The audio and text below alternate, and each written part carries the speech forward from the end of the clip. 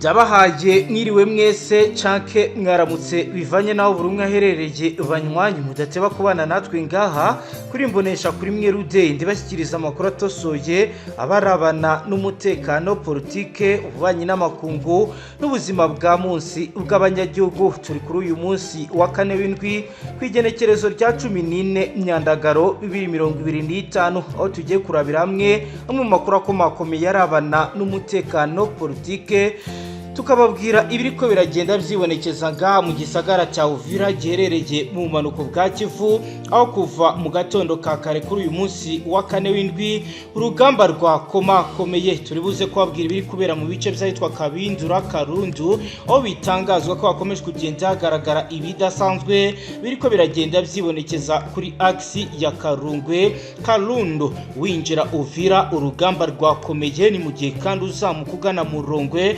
Kakombe bikomeje kugenda bigaragara ko ibintu bitameze neza.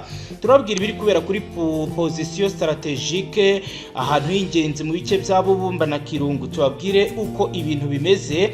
Opposition strategique zigaragaza uko ibintu bishobora kuza kuba bibi cyane. Turabwira kandi agezweho kuri poste de commandement avance mu bice bitandukanye by'ahitwa Kabindura. Turibuze kandi kubabwira infiltration progressive winjira buhoro buhoro mu bice bikikije igisagara cya Kirungu na Shanje. Tubabwire kandi phase de reconnaissance, ikiciro cyo gutata aho abasirikare bizasarambwe binje neza mu bice byagenzurwaga na FARDC, aho element de reconnaissance bamaze gufatwa mu minwe n'abasoda b'u Burundi ndetse na FARDC. Turabwira concentration des efforts gushyira hamwe imbaraga biri kugenda bigaragara, aho bazanye moroteri 92 mm ndetse na mitrailleuse PKM bikaba rero biri kugaragara cyane mu gace kahitwa Rugongo, aho urugamba rukomeye rwabereye. Turaza kandi kubabwira ibijyanye na plan de défense sectorisé mu bice bitandukanye. Turebere hamwe kandi officier commandement wazanwe muri bice udafite gahunda yo kuba barira uwo ari we wese wagerageza kumwitambika. Turababwira pose de ennemi antipersonnel. Turaza kandi kubabwira mise en place de barrage routier. Turebere hamwe kandi bijyanye na renforcer de artillerie muri bice by'ahitwa Kabindura na Karundu, ororo bisa naho bizamaze guhinduka. Turaza kandi kurebera hamwe frapper incre avec offensive siri Murongwe 1 tiré de renseignement mu bice bitandukanye, barrage de artillerie ndetse na mortier 120 mm mu bice bitandukanye. Turaza kandi kuramvura mu buryo budasanzwe Ficrose mu bice bidasanzwe byo muri Kabindura. Turebe uko operation de continuement iri kwiragenda. Turebe kandi bijyanye na mitrailleuse Rodre ndetse na lance rocket RPG 7 biriko birigaragaza. Turaza kandi kubabwira position dominante muri ibi bice uko bihagaze mu bice bya Shanje na Karongwe ivyakaze. Hari operation de ratissage. Turaza kubabwira ibiri kubera kuri axe ya Kirungu na Munanira na Kibengarama. Tubabwire kandi patrouille mixe zikomeje kugenda zigaragara mu bice bya Kabindura na Karundu. Turebe kandi ibiri kubera kuri poste d'observation nitujya iwarikare naho turibuze kubabwira ko Wazarindi maze gukora operation idasanzwe, no operation ikozwe mu buryo budasanzwe muri groupement ya Kisimba mu buryo bwa engagement gusunika cyangwa se kwirukana umwanzi, aho VDP yamaze kuzana ibidasanzwe muri formation 1MV ndetse ikaba rero bigaragara ko bitanze umusaruro ahitwa Ihura n'ahitwa Minjenje kuko amakuru adushyitseho abivuga. Hari operation offensive de la ligne de défense bikaba rero bimaze gukorwa na FARDC. Turaza kandi kurebera hamwe riposte coordonnée ndetse nuko embuscade ziriko ziragenda zitegurwa. Turaza kandi kureba uko contre attaque ndetse na moavre anture bimaze kugenda. Turebe kandi bijyanye na fils mitrailleuse regare ndetse na grenade defensive muri ibi bice. Turaza kurebera hamwe position clé uko bihagaze. Tubabwire kandi bijyanye na AK-47 chargeur zikomeje kugenda zirungikwa muri ibi bice. Turebe ibiri kuvugwa. Turaza kandi no kubabwira ibijyanye na zone tampo muri ibi bice uko ibintu bihagaze banywanyi. Turababwira kandi bijyanye na regroupement tactique yo muri ibi bice. Ni muzero tubare kuri page ikomeye yanditseho amakuru akomeye arebana n'umutekano. Tubibutse ko rero ngaha tubashyikiriza amakuru abaremereye ajyanye n'umutekano, politike, ububanyi n'amakungu ndetse n'ubuzima bwa munsi bw'abanyagihugu. Reka duhere ahitwa Kamakombe tumanuke Murongwe tujye Rombe ya mbere tugere Ibishishe tumanuke Nyarurumana tukomeze Kabindura tugere mu gisagara cya Uvira, turaza kwarenga tugere Kibindura tubabwire Kibula tubabwire Karundu ndetse na Karongwe tubereke ishusho ihari. Rero niba ari ubwa mbere dukurikiye itushonda sabone, reka rero tubabwire ibijyanye n'ibiri kugenda bigaragara muri raporo y'urugamba tumaze kwakira. Nkuko rero bigaragara mu ntangiriro z'iki cyumweru, amakuru y'ubutasi yagaragazaga ko jede ya FDNB ndetse na Demiap bakira amakuru agaragaza ko izasarambwe ziri mu myiteguro ikomeye yo kuba zahungabanya umutekano mu bice byegereye igisagara cya Uvira, cyane cyane ahitwa Kabindura n'ahitwa Karundu. Bikaba rero ibi byaragiye bivugwa ko igisagara cya Uvira kigomba gucungwamo umutekano mu buryo budasanzwe. Nkuko bigaragara habaye ikizwi nka terrain accidenté, aho rero ahantu h'udusozi ndetse n'imisozi miremire byagiye bigaragara ko intambara ishobora kuza gufata indi ntera. Bikaba rero bivuga ko ahantu h'imisozi cyangwa uduce tumaze iminsi dushingwamo ibirindiro kuri ubu ari two kwibasiwe cyane n'ibitero bikomeye byazindutse bigabwa kuri uyu munsi wa kane.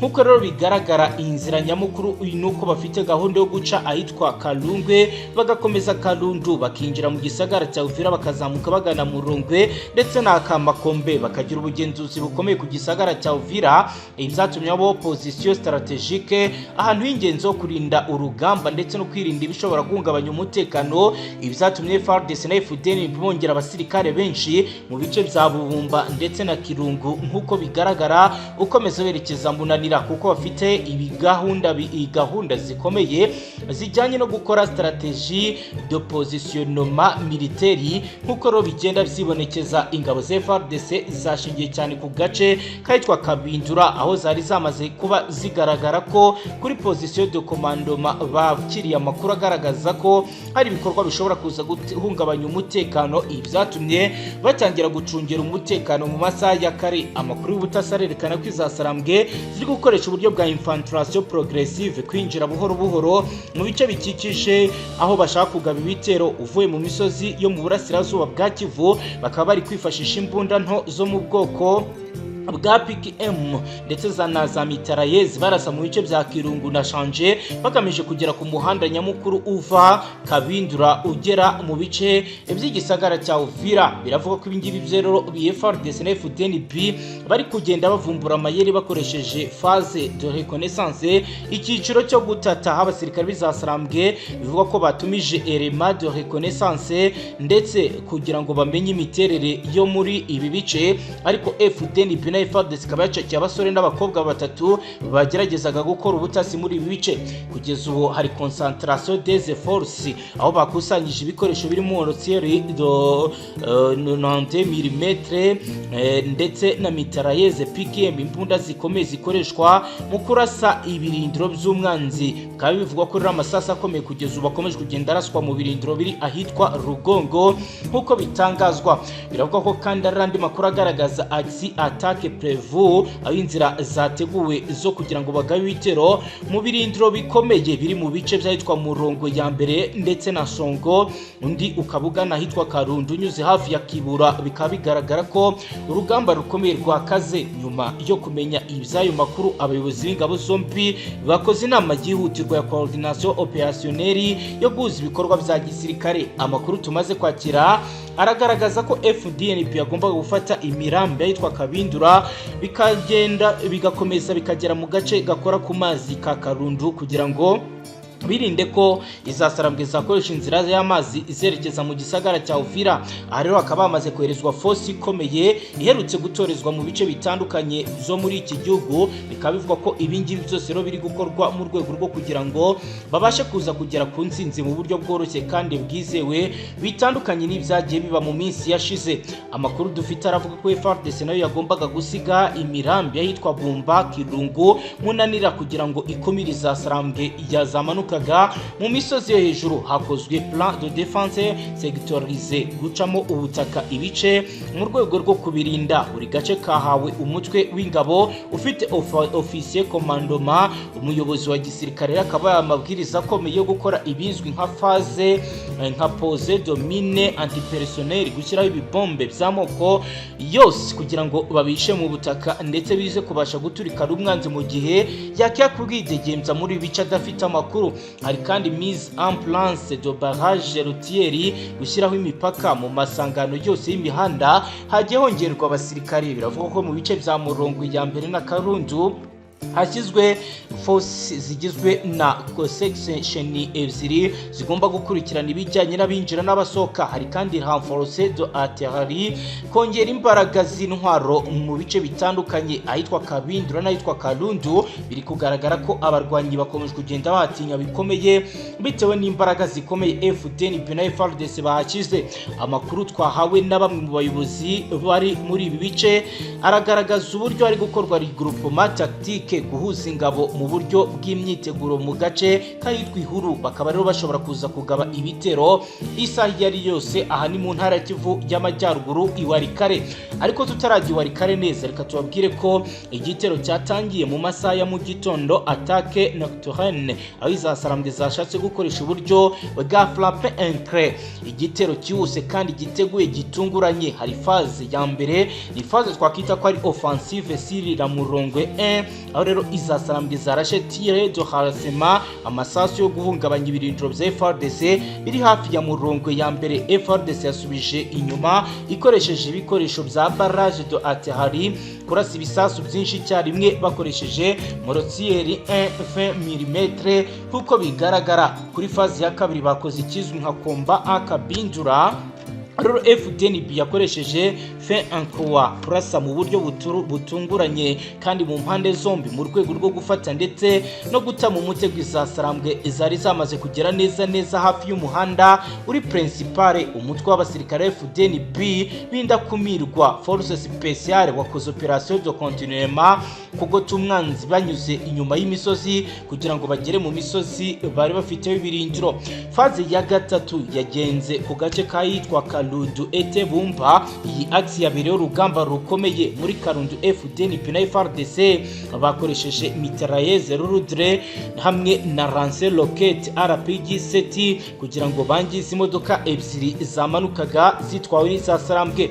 Bumba iherereye mu gasozi k'ingenzi, bikaba rero bigaragaza ko urugamba rukomeye ruri kugenda ruza. Bikaba rero bihura neza na position dormante, ahantu hashobora kuba kure mu rwego rwo kugira ngo bagenzura ibirindiro by'umwanzi. Icyiciro cya gatanu biragaragara ko FDNB yari yamaze gushushubikanya bikomeye izasarambwe mu bice bitandukanye. Nyuma y'amasaha 12 y'imirwano ikaze, izasarambwe zatangiye gusubira inyuma retire strategique zerekeza mu misozi ya Shanje na Karongwe, aho bari basanzwe bafite ibirindiro bikomeye. Biravuga ko kuri ubu ngubu bamaze kubaka ibirindiro bikomeye ahitwa Kalonge. Nkuko bigenda byibonekeza, FARDC na FDNB bakoze opération de ratissage, gucyura ibice no gusuka abarwanyi benshi mu bice byinshi mu misozi ahitwa Kalungu, Munanira, Kibenge ndetse na Rama. Mu bikorwa byo gukomeza umutekano byashyizweho hari gushyirwaho patrouille mixée. Ingabo zombi ni ukuvuga FDNB na FARDC bari kugenzura mu bice bidasanzwe bya Kabindura n'ahitwa Karundu. Bari kandi gukora poste d'observation ahantu hashyirwa abasirikare bakurikirana ibikorwa byose bikorwa. Nk'uko rero bigaragara, Uvira umutekano ukaba wacunzwe mu buryo budasanzwe, hashyizwe arrêté permanente ndetse biravugwa ko bashobora kuza kwigiza inyuma bikomeye izasarambwe bakazivana mu bindi bice bitandukanye zigenzura ngaha hafi y'igisagara cya Uvira. Nk'uko bigenda byibonekeza kugeza ubu, amakuru dufite aravuga ko ingabo za FDNB zifatanyije na marine ya Congo bari kurinda bikomeye ibice bya Karundu, by'umwihariko ku byambu bya Tanganyika, ndetse bikavuga ko abinjira baturutse mu gihugu cy'u Burundi bari gusakwa. Amakuru atugera aravuga ko Bumba FARDC iracyafite igicaro gikomeye, kikaba rero ari Poe na Vegrek. Nk'uko bigaragara, ahantu ahantu h'ingenzi cyane mu bitero. Ni mu gihe kandi mu bice biza Karungu, Munanira na Shanje hari gukorwa ibikorwa byo gusuka no gukurikirana abarwanyi basigaye. Amakuru atugera ari guturuka Kalonge, aha haracyakekwa kuba ari ahantu za Sarambwe zishobora kuba zishe mu bice bitandukanye. Urugamba ruracyakomeje muri Side Kivu. Ni raporo y'urugamba tugezeho iturutse mu majyepfo. Reka tujye mu majyaruguru tubabwire uko urugamba ruhagaze, turebe VDP ibyo iri gukora muri operasiyo ikomeye muri teritwari ya Warikare. Ni ku muyingamo wo kuri uyu munsi wa 4 w'indwi ku igenekerezo rya 14 Myandagaro 2025 mu gitondo cya kare uhereye ku munsi w'ejo kuwa gatatu ahagana ku isaha saa 9 z'amanywa. Urugamba rwari rukomeye aho iza Sarambwe zagabye igitero ku birindiro za VDP Wazalendo mu mudugudu witwa Buhimba muri grupoma ya Kasimba muri teritwari ya Waikare. Aha ni mu ntara Kivu y'Amajyaruguru kuko amakuru yemezwa n'abaturiye aka gace ndetse n'abayobozi b'inzego z'umutekano baganire n'itangazamakuru babivuga. Iki ni igitero cyari kigamije de engagement, gusunika cyangwa kwirukana inyecyamba za VDP mu rwego rwo kugarura zone ya controle nk'uko bigaragara igenzurwa na AFC, ndetse bikavugwa ko ibi bitigeze bibahira habe na gato.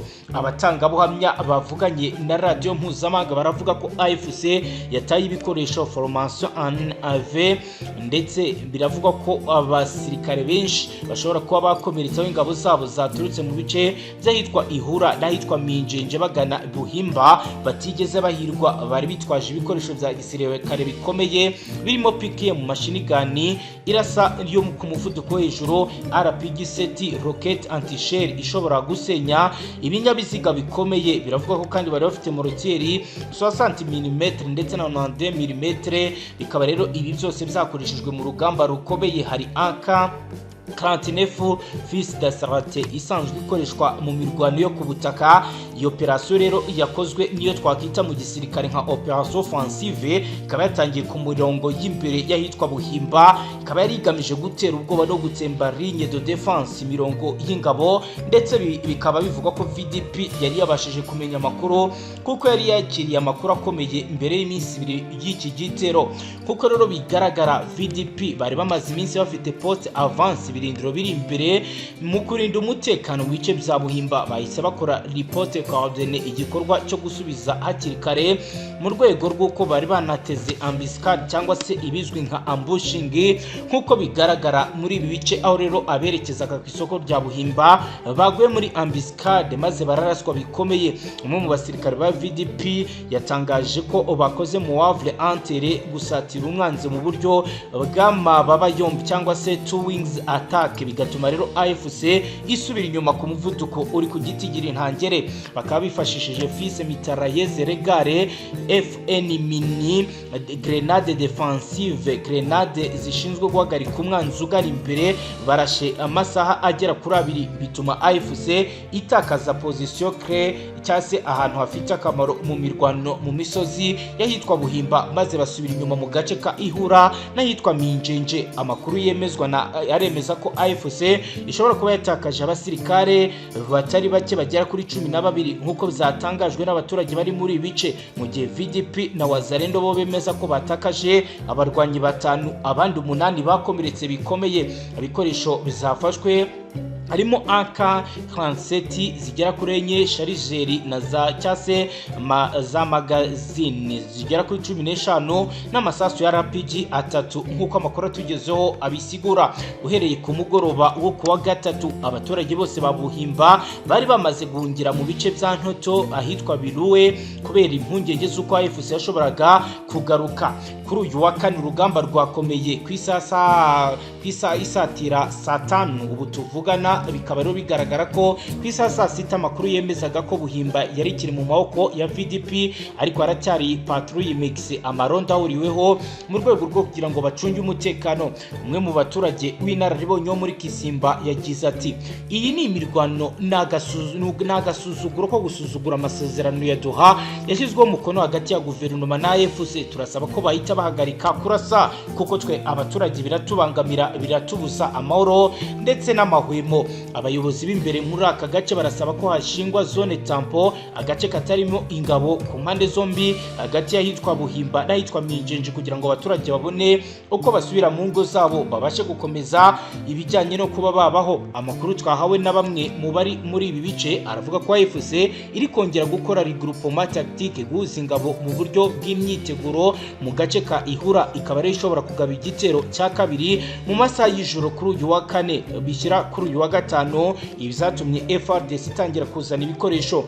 Hari kandi amakuru agaragaza ko FARDC nayo iri kohereza renfort ingabo z'inyongera ziri kuva ipinga zigamije gushyigikira ababazarendo mu gucunga agace ka Buhimba no gufunga umuhanda werekeza muri ibi bice, kuko bivugwa ko mu gihe umuhanda wakomeza gukora byashyira ibyago bikomeye muri aka gace. Umutekano uracyari muke muri Kisimba, abaturage bakomeje guhunga kandi imihanda myinshi irafunze kubera poste de controle za VDP. Banywanyi nuko dusoje page ikomeye y'amakuru agezweho. Niba ari ubwa mbere dukurikiye YouTube ndasabone, muzongere gucikwa n'amakuru akomakomeye y'abarebana n'umutekano, politiki, ububanyi n'amakungu n'ubuzima bwa munsi bw'abanyagihugu. Hasta la vista.